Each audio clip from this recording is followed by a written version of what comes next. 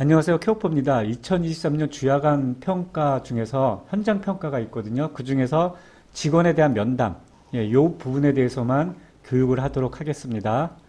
예. 자, 앞에서 말씀드렸듯이 어떻게 해요? 면담의 내용은 똑같아요. 면담의 내용은 똑같지만 질문하는 그 상세한 문구나 어순만 그 평가자마다 틀릴 뿐이지 질문하려는 내용은 무엇인지 답변하려는 것도 거의 같다고 보시면 됩니다. 왜냐하면 평가는 신뢰성과 객관성을 보장하기 때문에 A라는 기관에서 다른 질문하고 B라는 기관에서 다른 질문하면은 객관성이 보장이 안 됩니다. 그래서 똑같은 질문이라고 보시면 되고요. 그리고 이 면담에 대한 내용은 미리 연습하는 게 아니라 어떻게 해요? 평가 통보가 7일 전에 오잖아요. 그럼 그때 준비하고 하시면 됩니다. 물론 요양보호사님들이 다 답변을 못 할 수도 있어요. 긴장하기 때문에. 그럴 때는 내가 요양보호사님 그 평가자도 사람이기 때문에 내가 공부를 열심히 했는데 기관에서도 했는데 잘 생각이 안 난다 걱정된다 이렇게 하시고 조금씩 긴장 푸시고 하시면 됩니다. 자, 첫 번째가 뭐냐면요. 우리가 요양보호사님이 평가 8번 그러니까 종사자들이 평가 8번 보수에 대해서 아셔야 돼요. 물론 이거 다 알고 있어요. 알고 있는데 내가 알고 있어도 대답을 못 하시면 의미가 없어요. 그죠? 당연히 근로계약을 하실 거예요. 그죠? 매년 근로계약하고 어떻게 해요? 기관에서는 근로계약서를 줘요. 그럼 근로계약서를 받죠. 요양보호사님 근로계약서 받으셨죠? 네. 네. 그리고 근로계약서에 우리가 당연히 임금이 뭐예요? 월급은 얼마라고 명시되어 있고요. 그리고 표준 근로계약서에 보면 소정 근로시간이라고 있어요. 이거는 뭐 주 40시간 뭐 월 기준근무라고 보시면 되고요. 그렇지만 내가 근무 시간은 주야간은 우리가 토요일 날을 운영을 안 하기 때문에 월요일부터 금요일까지 하고 몇 시부터 뭐 8시부터 6시까지입니다. 이렇게 말씀하시면 됩니다. 그리고 휴일에 대해서도 아셔야 돼요. 휴일은 우리 기관 휴일은 뭐예요? 우리가 월요일부터 금요일까지 하면 토요일, 일요일 날 쉬죠. 그리고 언제 쉬어요? 공휴일도 쉬어요. 이게 근로기준법 55조에 지금은 공휴일도 쉽니다. 그리고 뭐 대체휴일도 있을 수 있고요. 이렇게만 말씀하시면 되고요. 또 뭐가 있어요? 연차휴가는 어떻게 돼요? 입사 시기에 따르지만 필요한 시기에 내가 신청하면 준다. 그렇죠? 그리고 연마다 내가 그 연차가 몇 개인지 다 가르쳐 드리죠. 그리고 연차 사용을 다 그 명시를 하고요. 그리고 협의를 해서 사용합니다. 그리고 임금은 어떻게 돼요? 우리 기관은 매달 월급 통장으로 넣어 드려요. 그죠? 직접 뭐 옛날에 현금으로 주는 거 없습니다.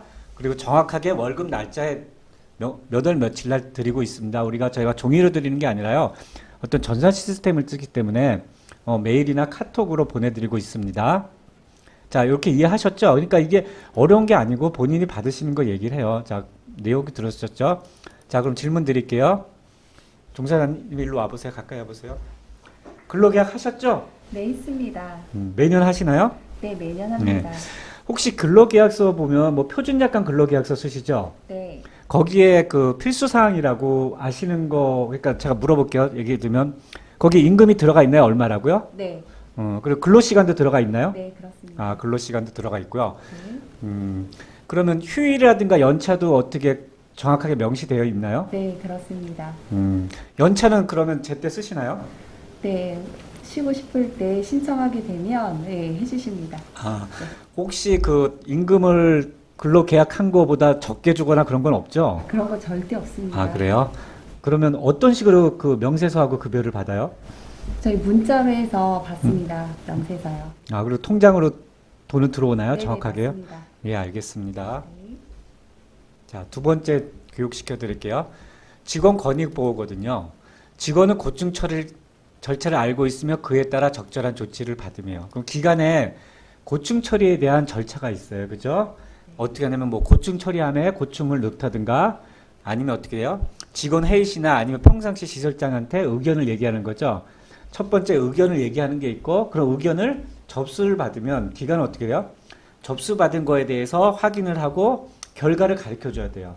근데 1년 이내 끌 수 없으니까 30일 이내에 결과를 가르쳐 준다. 이런 고충 처리 절차를 알고 있으면 됩니다. 그래서 기간마다 뭐 다르지만 특별하지 않고요. 고충 처리함, 그다음에 어떻게 해요? 직원 회의 때 설명을 한다. 그리고 30일 이내 결과를 알려 준다. 이게 우리 기관의 고충 처리 절차니까 아셔야 되고요. 분명히 평가자가 왔을 때 이렇게 대답하셔야 돼요. 그리고 저희가 종사장님은 고충 처리한 게 없지만 기관에서 고충 처리를 해드린 게 있어요. 예?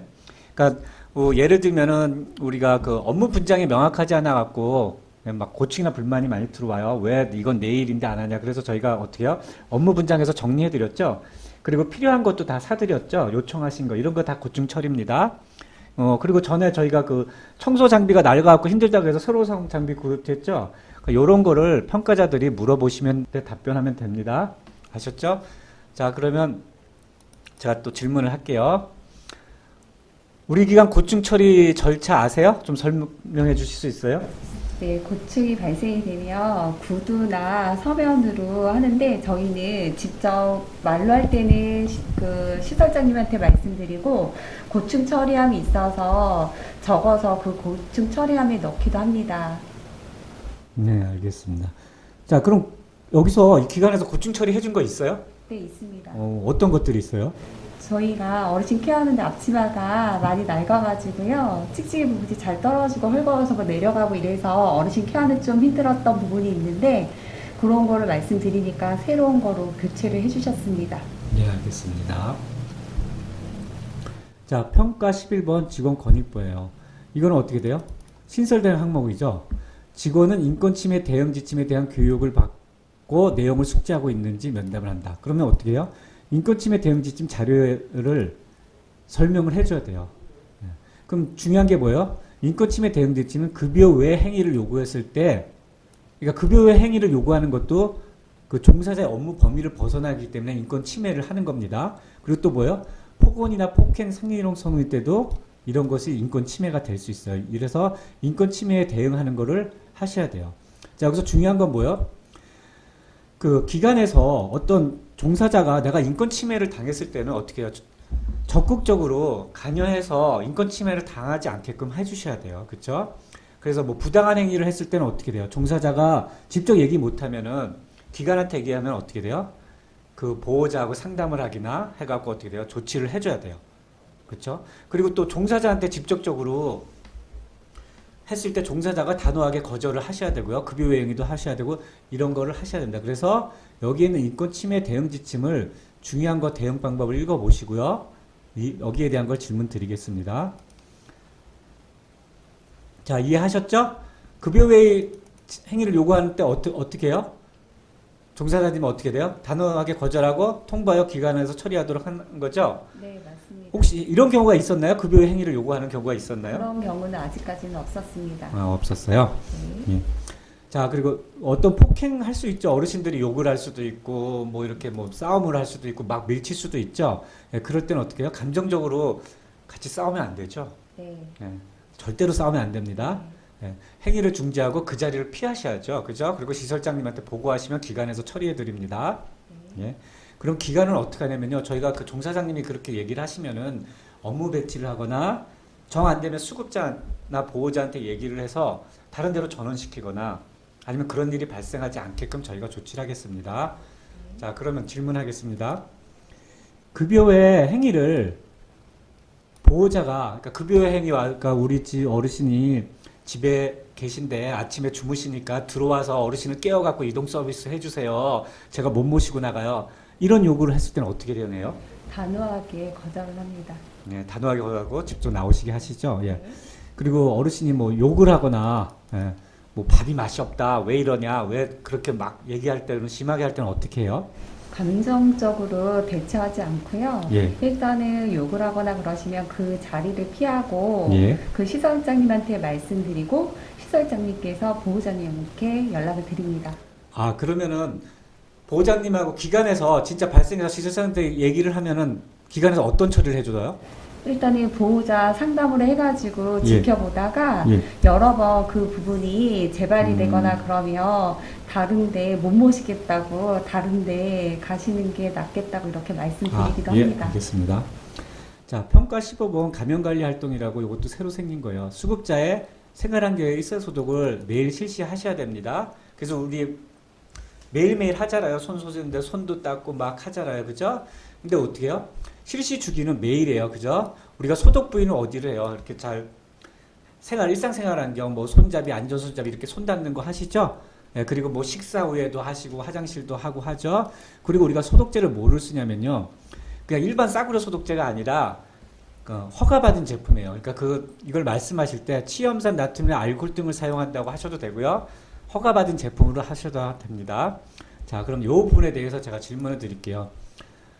감염병 예방 관리를 위해서 소독은 언제 해요? 저희는 매일 출근해서 아침에 합니다. 아, 매일매일 하세요? 네네. 그럼 소독 장소는 주로 어디를 하십니까? 어르신들이 많이 계시거나 그 손이 많이 닿는 곳 위주로 해서 하고 있습니다. 혹시 안전반. 안전바도 하시고요. 네. 소독 제품은 어떤 거 쓰시죠? 차염소산 나트륨으로 사용하고 있습니다. 예, 알겠습니다. 자, 감염병 관리에 또 연결해서 말씀드리겠습니다. 감염병 유행 발생 시 대응 체계에 따라 적절한 조치를 취함이라 그랬거든요. 대응 체계는 이렇게 돼 있어요. 감염병 예방은 요양보호사님이 하고, 감염병 발생이 했을 때 어떻게 돼요? 특별침시 경로하거나 보호자 안내하고 간호사하고 시정이 하고요. 어떻게 해요? 방역당국을 협조를 하고 역학조사를 받을 수 있습니다. 이렇게 감염관리를 이렇게 한다고 안에 대응 체계가 있고요. 여기는 어떻게 돼요? 직종을 쓰셔야지 사람 이름을 쓰시면 안 됩니다. 왜? 바뀌기 때문에요. 예방관리 이 부분을 정확하게 이해하셔야 돼요. 그쵸? 기존에 코로나 때문에 충분히 준비되어 있었기 때문에 제가 설명을 안 드리겠습니다. 손 씻기라든가 면회 제한 다 아시죠? 자, 그러면 감염병이 유행했어요. 우리 코로나가 유행할 때 가장 많이 하는 게 뭐야? 면회 제한하고 외부 들어올 때 발열 확인하고 뭐 매일매일 소독하고 손 씻기 하고 그렇게 하셨죠? 네. 그리고 감염병 발생했을 때는 어떻게 돼요? 코로나 발생하셨을 때는 어떻게 했죠? 감염 환자 발생 시 즉시 보호자한테 하고 격리 조치 취하고 직원들도 어떻게 해요? 격리하고 그렇죠? 보건소에 예, 연락하고 예. 했습니다. 격리 조치를 하셨죠. 요 사항을 정확하게 말씀을 하시면 됩니다. 자, 코로나 같은 감염병이 유행했어요. 그때 우리가 어떤 조치를 해야 돼요? 일단은 면회객 제안을 문자로 돌렸고요. 예. 그리고 간염병 예방 교육을 실시했고, 그리고 저희 마스크 착용이랑 손 소독 열심히 했습니다. 예, 알겠습니다. 혹시 기관에서 뭐 코로나 감염병 환자가 발생했을 때 어떻게 조치했나요? 일단은 보호자께 알림을 해드렸고, 어르신이 그렇다면 못 나오게 했고, 직원도 근무에서 배제하고 출근 못하게 했고, 그리고 보건소라든지 시군구에 보고를 했습니다. 네, 알겠습니다. 자, 평가 21번 응급체계.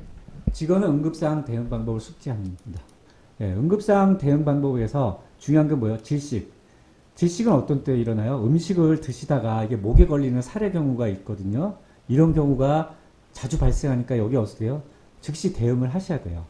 예, 경련도 일어날 수 있죠. 그 다음에 많이 일어난 게 뭐예요? 낙상. 그쵸? 낙상, 어르신이 넘어질 수 있잖아요. 이런 일들이 일어나요. 그래서 질식하고 낙상 시에는 어떤 걸 해야 되는 게 중요한 거고요. 그리고 심정지도 중요해요. 심정지가 생겼을 때 우리가 어떻게 조치를 해야 되는지 이걸 아셔야 됩니다. 자, 제가 여기에 대한 거는 설명을 안 드려도 공부하셨다는 전제하에서 제가 질문을 드릴게요. 그렇죠? 가장 공통적인 건 뭐예요? 이 중에서 가장 공통적인 건 뭐예요? 응급사항을 이거 다 외우지 말고요. 실제로 상황에 맞춰서 이해하셔야 돼요. 그렇죠? 가장 기본적인 게 수급자 상태를 확인하고 필요한 조치를 즉각 취하는데 각각에 맞는 조치가 있을 거예요. 그죠? 낙상시, 그 다음에 심정지시, 경련시, 예, 그거 하시면 돼요. 자, 그러면 질문 드리겠습니다. 기관에서 제가 알기로는 자주 발생하는 게 낙상인데, 낙상이 발생하면 어떻게 조치를 해야 되는지 설명해 주시기 바랍니다. 일단은 어르신을 안정시키고 외관상으로 관찰을 하고 또 병원에 모셔야 될 사항이면 보호자님한테 말씀드리고 병원으로 이송을 합니다. 예. 또 음식물을 먹다가 어르신이 음식물이 목에 딱 걸렸어요. 네. 예. 이럴 때는 어떻게 조치해야 돼요? 저희가 교육한 대로 하임리히법을 실시를 하는데요. 예. 그 하임리히법이 어르신을 등 뒤에서 허리를 감싸고 예. 오른손을 왼손으로 감싸가지고 명치를 누른 예. 다음에 위로 해가지고 나올 수 있게끔 합니다. 네, 알겠습니다. 자, 재난상황 대응 방법에 대해서 면담 내용입니다. 재난상황 대응 방법을 직원이 숙지하고 있음. 확인사항, 재난상황 대응 방법, 담당역과 소화설비, 경보설비, 위치, 비상구치, 대피 경로 등인데요. 여기서 재난상황이라는 건 정확하게 얘기하면 화재를 생각하시면 돼요. 다른 건 필요 없습니다. 화재가 제일 중요하고 인명피해이기 때문에 재난상황 대응훈련도 꼭 화재 예방훈련을 제가 하라고 말씀드렸고요. 뭐 지진이나 홍수는 뭐 몇 년 만에 일어나는 거고요. 그렇게 피해가 있을 수가 없으니까 제일 중요한 거는 진짜 화재 시 우리가 대피를 할 수 있어야 됩니다. 자, 화재 시 가장 중요한 게 뭐예요? 화재 시 내가 화재를 보면은 도망가면 안 되죠. 어르신을 대피시켜야죠. 알리고. 그걸 어떻게 해요? 빨리 불을 끄게끔 하셔야 돼요. 그러려면 평상시 훈련을 하셨대. 내가 맡은 역할이 있을 거야. 담당자별 역할이 있죠? 그렇죠? 어르신을 화재가 나면 우왕좌왕하지 말고 어떻게 해요? 어르신을 대피시키는 사람이 있어야 되고 불을 끄는 사람이 있고 어르신을 대피시킨 걸 구조하는 이렇게 역할 분담이 착착 돼 있어야지만 할 수 있습니다. 그리고 어떻게 돼요?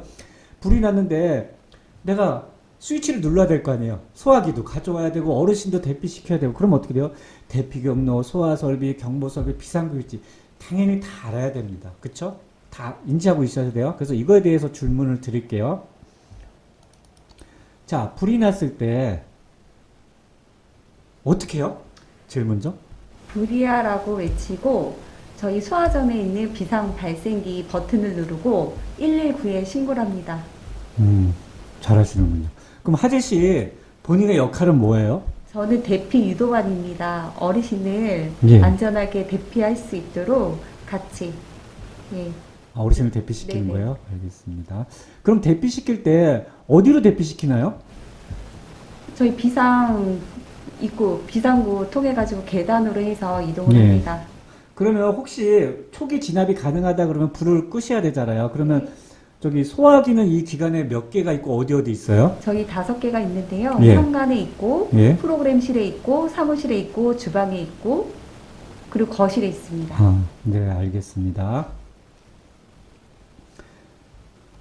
자, 넘어가겠습니다. 자, 여기서 중요한 건 뭐예요? 종사자 역할이죠?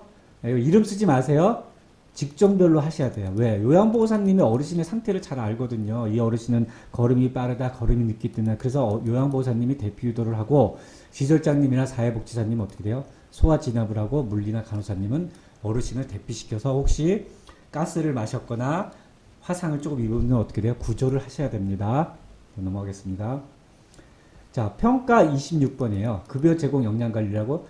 신규 직원은 급여 개시 전까지, 예, 중요한 게 급여 개시 전까지 신규 교육과 인계 인수를 받고 그 내용을 숙지해야 됩니다. 신규 직원이 오면 제일 중요한 게 뭐예요? 어르신을 모셔야 되는데 가장 기본적인 거 아니에요? 어르신에 대한 인권에 대해서 이해를 해야죠. 예, 어르신도 인권이 있는 사람이다. 우리랑 똑같은 사람이다. 인격적 존재가 당연히 아셔야 되고 또 이 기관에서는 뭐예요? 어르신들이 넘어지거나 이런 응급사항이 발생을 하니까 당연히 신규 직원이 응급사항 당연히 받아야겠죠? 그쵸? 그리고 어떻게 돼요? 문제가 생겼을 때 우리가 화재가 생겼을 때 119 연락한다든가 시스템 이거 당연히 알아야 되고 내가 또 뭐예요? 어르신을 케어하려면 여기 어르신 전체에서 어떤 어르신의 특징을 알아야 되잖아요. 이 어르신은 폭력적인지 이 어르신은 잠을 좋아하는지 이 어르신은 낙상 위험이 있을까 이동 시 뭘 하는지 이 어르신은 사례가 자주 걸리니까 식사를 지켜보듯이 이런 걸 인지하셔야만 당연히 어르신을 케어할 수가 있습니다. 근데 이걸 언제 해야 돼요? 케어하기 전에 급여 개시 전에 하셔야겠죠? 당연한 것들을 제가 말씀드렸는데 여기에 대한 답변을 하시면 됩니다. 자, 그거는 신규 직원이니까 가장 최근에 입사한 직원한테 질문하는 거죠. 자, 요양보호사 언제 입사하셨어요? 저 올해 1월 2일 날 입사를 아. 했습니다. 그래요? 그럼 입사 후에 교육을 받으셨나요? 아니요. 그러면 언제? 입사일. 아, 입사일 날요? 네. 어떤 교육을 받으셨어요? 노인인권 교육도 받고요. 예. 그리고 뭐 운영 규정, 예. 뭐 그리고 응급사항, 예. 뭐 이런 교육을 받았고 인수인계, 어르신 특이성. 아, 인수인계 받으셨어요? 그러면 저기 계신 어르신들 중에 뭐 인수인계 받은 뭐 특징을 좀 설명해 주실 수 있습니까? 상태별? 네.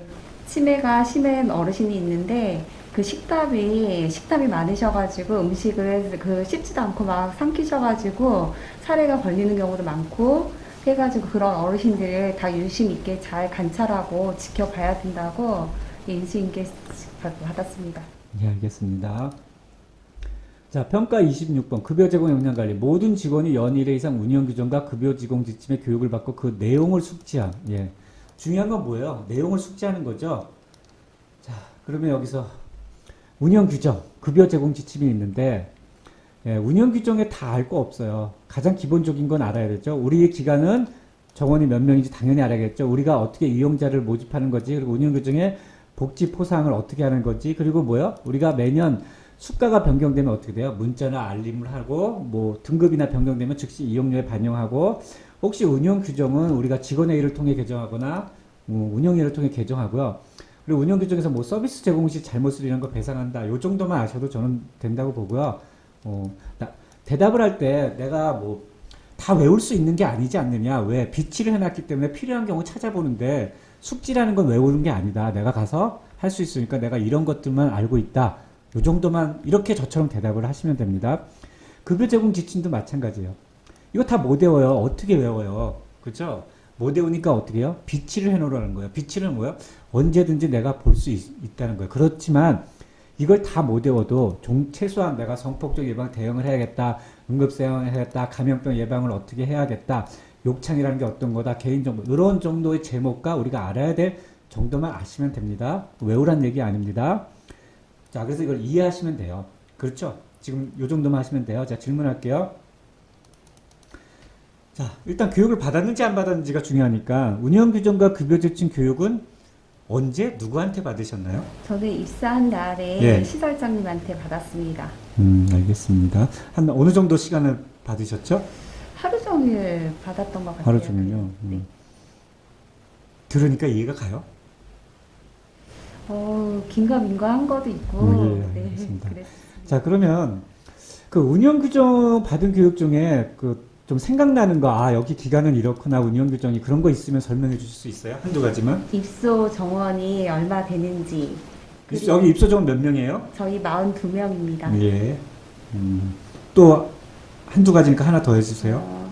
그리고 예. 서비스 저희가 제공했을 때 직원이 잘못한 거는 배상을 해드린다고. 네. 알겠습니다. 제가 이거 외우는 거 아니니까 네, 그 정도만 하고요. 자, 그래도 어느 정도 하는데 급여 제공 지침이 10가지나 있잖아요. 네. 10가지 중에서 몇 가지까지 얘기해 줄 수 있어요? 한번 얘기를 해봐 주세요. 개인정보 지침, 예. 그리고 근골격계 질환, 예. 노인인권 보호, 예. 그리고 욕창 예방 및 관리 지침, 낙상. 알겠습니다. 그래.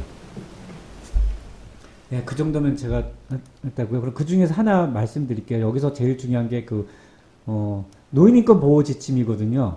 이 노인인권 보호 지침에 대해서 아시는 거 있나요? 학대라든지 그런 부분이 보이면 즉각적으로 신고를 해야 된다고. 알겠습니다. 나왔습니다. 제가 요거는 이따가 또 말씀드리겠고요. 자, 여기, 그럼 알겠습니다. 그 정도 알고. 자, 그럼 개인정보 보호 지침에 따라서 급여 제공 지침이 개인정보 지침인데 여기에 따라서 여기 기관은 어떻게 운영하나요? 예를 들면 저희는 동의서 작성을 합니다. 개인정보 어떤 동의서요? 그 기관에서 발생된 내용을 밖에다가 유출하지 않고 이런 부분들을. 그런 것들을 네. 하고요. 네. 알겠습니다. 자료들은 어떻게 하죠? 자료들을 한 번씩 다 주셔가지고 그거. 아니, 개인정보 자료요. 그거는 예. 캐비넷에 잠궈 놓는다고 이렇게 다 했습니다. 보호하신다는 네, 거죠? 네. 알겠습니다. 자, 급여 제공 지침은 외울 수가 없어요. 그렇기 때문에 비치하기 때문에 내가 언제든지 볼 수 있고 어느 정도가 있고 요 정도만 말씀하셔도 됩니다. 자, 평가 35번 투약 및 약품 관리. 수급자에게 투약 시 확인사항을 숙지하고 있는지 간호조무사에. 요건 간호사랑 반드시 한다는 거죠. 그래서 약물의 유건지 요것만 외우시면 돼요. 정확한 약물, 정확한 용량, 정확한 대상자, 정확한 경로, 정확한 시간, 정확한 기록. 자, 여기서 정확한 경로라는 건 뭐예요? 예? 정확한 경로라는 게 뭐예요? 모르세요? 그러니까 이게 입으로 드시는 건지 투약인지 네네. 요건 경구로 다 드십니다. 경구로 다 네네. 쓰세요. 자, 정확한 시간이라는 건 여기서 뭘 말하는 겁니까? 약을 드리고 제공한 시간. 약을 드리고 네, 제공할 네. 시간이요? 네. 예. 그 약 드리신 다음에 다 기록은 하시나요? 여기서 드린 거는요? 합니다. 예. 그럼 여기서 정확한 대상자인데 여기서 그 약을 드리시는 어르신 아세요? 네, 압니다. 어떤 어르신한테 어떤 약 드려요? 여기 김땡땡 어르신인데요. 예. 고혈압이 있고 당뇨가 있어서 고혈압 약이랑 당뇨약 드리고 치매가 있어서 치매약 드리고 있습니다. 알겠습니다. 자, 그럼 다시 한번 약물 투약의 6가지 원칙을 정확하게 말씀해 주세요. 정확한 용량, 정확한 대상자, 정확한 경로, 그리고 시간, 기록. 하나 빠졌어요. 약물. 예, 알겠습니다. 이렇게 하시면 됩니다. 자, 평가 45번 노인인권보호. 예. 이거 뭐라 했습니다. 직원은 노인인권 학대 예방 교육을 숙지하고 있고 노인보호 지침에 대해 내용을 설명드리는. 노인인권보호 지침은 아까 급여제 공제팀도 나오고 교육도 나오고 가장 중요한 거니까 이건 당연히 숙지하고 있다고 보시고요. 예, 중요한 건 뭐예요? 노인인권보호 지침에서 노인 학대 유형이 어떤 것들이 있는지 그리고 학대 예방 당연하고 노인을 어떻게 우리가 권리보호라는 거 노인을 어떻게 생각한다고 보시면 됩니다. 그래서 노인 권리보호에는 가장 중요한 건 뭐예요? 그냥 존엄한 존재라고 생각하시면 돼요. 네. 존엄한 존재라고 생각하시면 모든 게 다 됩니다. 그리고 노인학대 유형은 뭐예요? 신체적, 정서적 요 6가지 외우셔야 돼요. 그쵸? 여기서 모르는 거 없죠? 네. 노인학대 예방을 위해서 기관은 어떤 조치를 해요? 수시로 회의하고 그쵸? 교육하셔야 되죠? 그리고 어떻게 해요? 노인학대를 목격했거나 받을 위험이 있을 경우 즉시 시설과 노인 전문기관에 신고를 하셔야 됩니다. 자, 질문 드리겠습니다. 자, 노인학대 발생 시 어떻게 해요? 기관에서는? 학대가 발생했어요. 내가 봤는데, 뭐 좋은 건 아니지만 저 B 의왕사 보호사님이 노인을 학대를 해요. 자꾸 뭐, 예를 들면 뭐, 시설이라 하면은 기저귀를 자꾸 하셨는데 안 가져줘요. 그럼 어떻게 하시죠? 먼저는 시설장님한테 보고를 하고 그리고 신고를 합니다. 예. 내부에서 될 수 있으면 처리하세요. 신고하지 마시고요. 아, 네. 네, 신고하는 거는 전화번호를 아시면 좋지만 전화번호는 어떻게 되죠? 1577-1389입니다. 예, 맞습니다. 예, 내부에서 하시고 그거 종사자 교육시키고요. 그런 일이 절대로 일어나게 하시면 안 됩니다. 자, 그럼 노인학대가 자주 일어나는데 그 유형에 대해서 말씀해 주시겠습니까? 그 6가지 정확하게 말씀해 주세요. 신체적, 정서적, 성적, 경제적, 자기방임, 방임, 유기. 네, 알겠습니다. 자, 노인학대 신고번호 말씀하시고 혹시 노인 권리보호에 대해서 교육을 받았다면 뭐 아는 거 있으세요? 어르신들도 존엄한 대우를, 인격적인 대우를 해줘야 된다는 것만 기억이 나고 있습니다. 아, 공부 열심히 하셨습니다. 네, 잘하셨어요. 만점입니다. 네, 여기까지 교육 마치겠습니다.